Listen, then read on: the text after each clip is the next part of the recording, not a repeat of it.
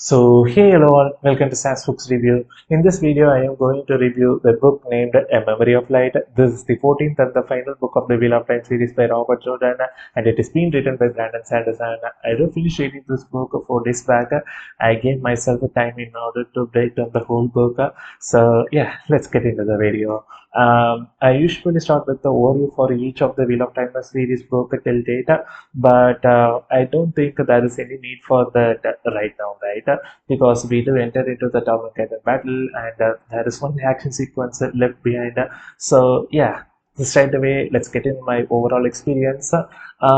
First of all, I gotta need to say the ending of the Wheel of Time series is about really very perfect. I am thoroughly satisfied with the way how the things being concluded at the very end. But when I do consider this book on a whole, I gotta need to say I am slightly disappointed. Don't take this in a wrong way, because I'm not saying this book is actually bad, but it didn't meet my expectations and the hype. So let me elaborate that on the spoiler-free review. So now let's get into that. After reading Gathering Storm book, I straight away expected the final two books of the Wheel of Time series is going to be very good.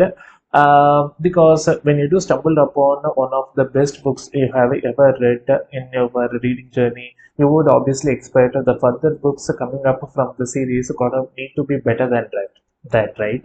But that's not the case here.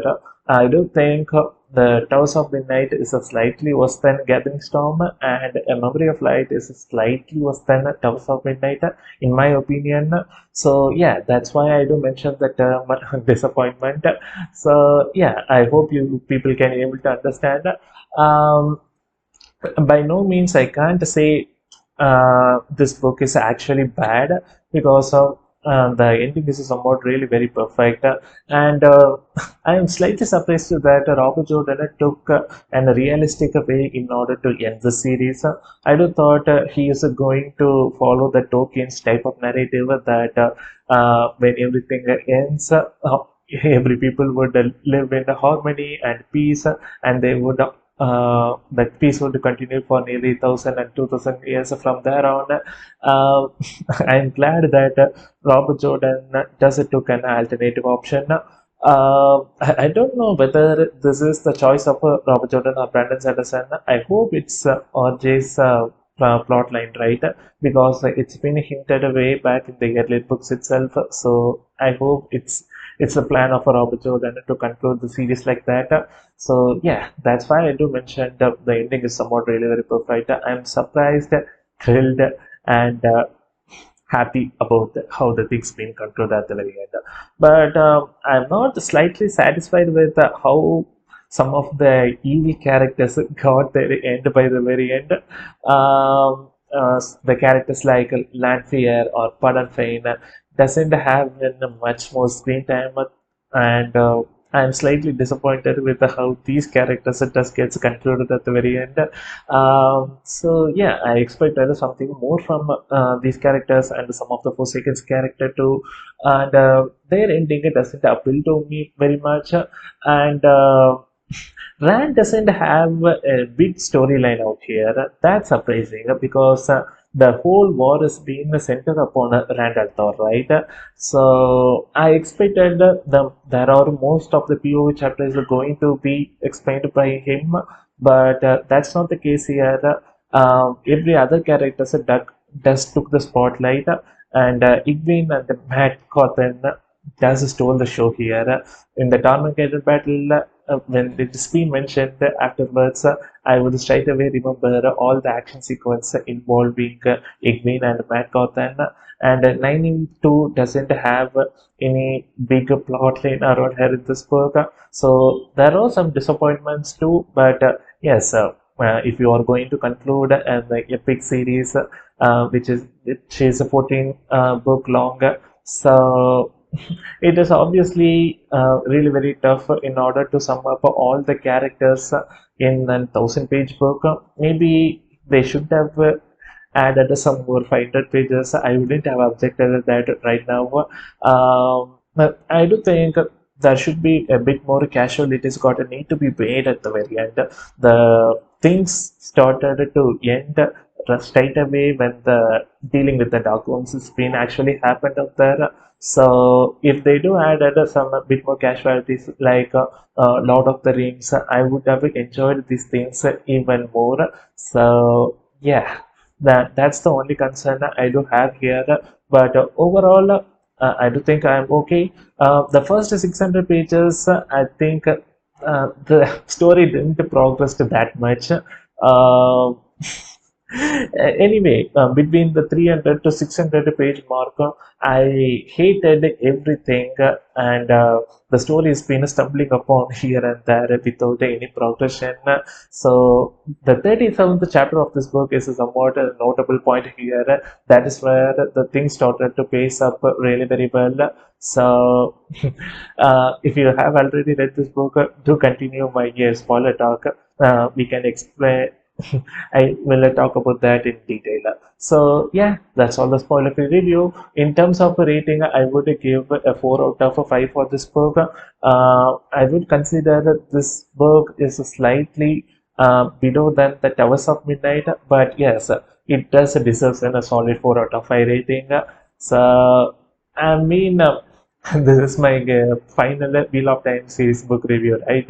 Uh, in these 4 days after completing the series, I am somewhat feeling really very lonely right now. But for the past 7 to 8 months, I am pretty much used to this routine of hearing to the audiobooks and at least spend 1 or 2 hours a day in reading. So right now I'm missing all their voices, and I'm trying to read Chronicles of Narnia, but that doesn't appeal to me anyway. So yeah, I'm somewhat really very much struggling with what I'm going to do right now. Maybe I would stumble upon some other great series and start to enjoy my reading journey hereafter. So yeah, it's slightly very hard to replace Wheel of Time series from my heart right now. So yeah, I've been there talking for a very long time.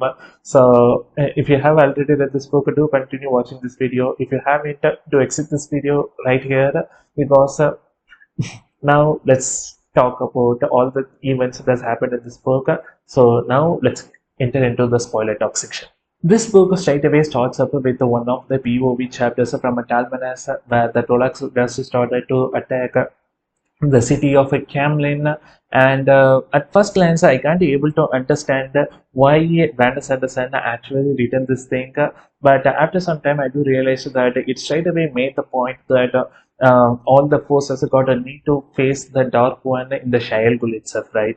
They can't be able to risk all the armies entering into the city and Trollocs damaging into the cities.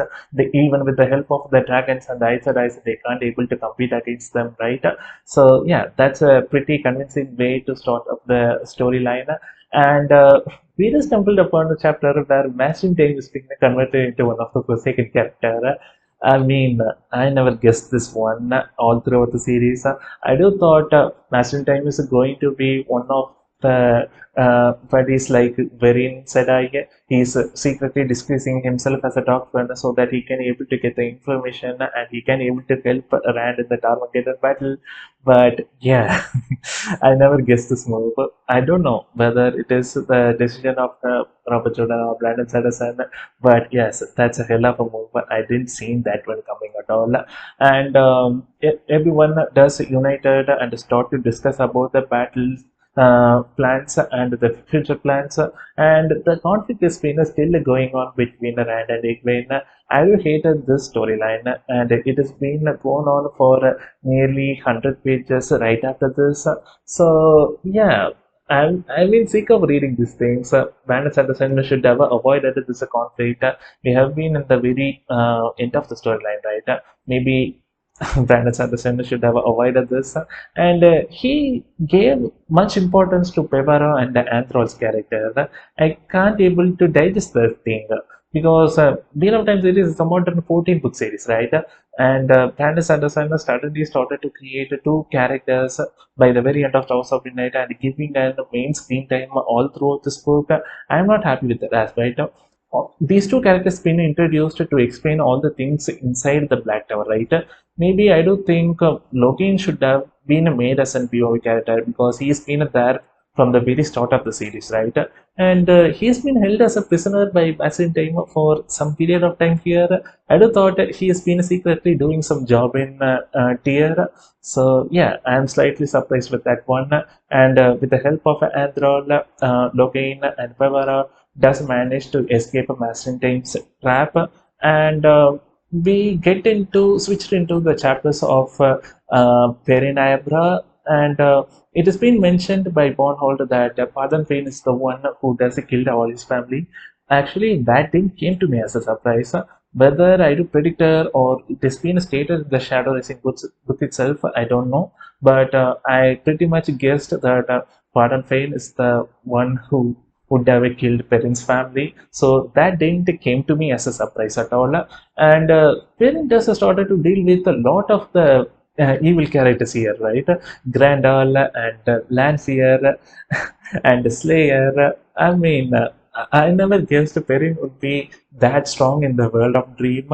He straight away made a big case right here, and I still remember Ming's viewing by the very start of the Dragon Reborn book, which is the third book of the Wheel of Time series, where she just mentioned, be careful when you are dealing with one of the beautiful women you have ever met in your life. And I thought it is going to be Fail or Berlin, but at the very end, it does turn out to be Latvia, right? Man, that is an hell of a move. I mean, they do taken this plot for a very long time, and it is been stated in the way back in the third book of the series. I'm pretty much impressed with that one. Perrin does fought really very hard, but can't able to succeed against Slayer on the first attempt, and that takes his POV chapters away from the 37th chapter of the series. I mean, that is the most important chapter in the whole Wheel of Time series. But I'm not happy with the Perrin's being off the chapter. I think Brandon Sanderson should have utilized his character really very well. Um, One of the main thing about Perrin Sayabra's character, rather than being strong in the world of Dream, is his leadership, right? He is somewhat a really very good leader to all his people.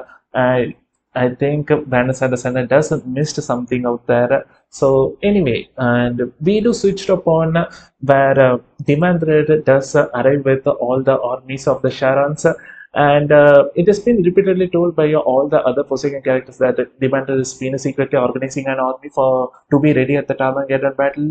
I mean, he's been introduced way back in the Lord of Chaos book, right? So I think his character is on a whole has been underutilized. After giving a lot of importance to this character, I think they should have given enough screen time in the earlier book itself. So yeah, that's a slight disappointment.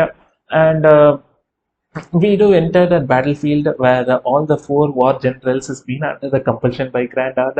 That is the only clever thing done by some of the other Forsakens, excepting Demand Red. What all the other Forsaken characters been doing all these times in this book? I can't able to digest all these things.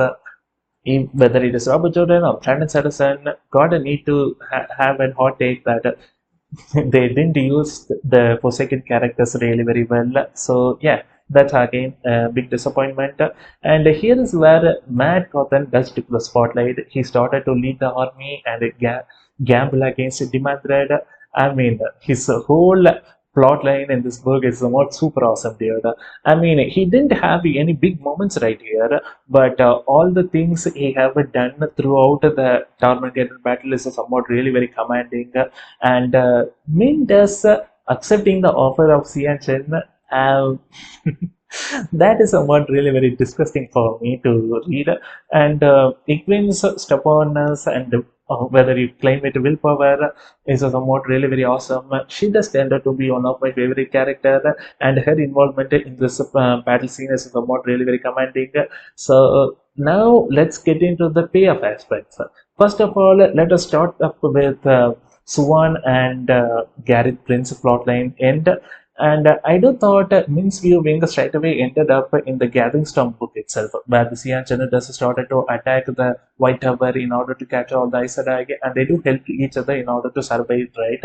And I thought, okay, everything comes to a conclusion right there itself, but that didn't turn out to be well, because Suwan does been killed by one of the dog friends, and Gareth been gone mad, and I do think he also lost his life at the very end. I don't think it is been stated, but we do come to a conclusion from the means viewing itself, and I didn't pay really very much attention to Suvan's character. So let's talk about other characters right now. And Gon's death. I do predicted this character death is been coming up way back in the halfway checkpoint video, where I do give one a spoiler filled review for the first 7 books. And yes, man, Gon's death is somewhat really very terrifying, and it does saddens me a lot. When he died in this book, when I do look back, man, I do love his character on a whole. Right from the very start, his intrigue, decision making, he can't be able to come to a conclusion which character he got a need to support. And Brandon Sanderson handled his character really very well. And Gon turned out to be in my top 5 favorite Wheel of Time characters by now. And yes, these character does often go unnoticed, but by the very end, their role has been really very commanding, and his fight up against Demand Red is somewhat perfectly been crafted, and I do really loved all these things.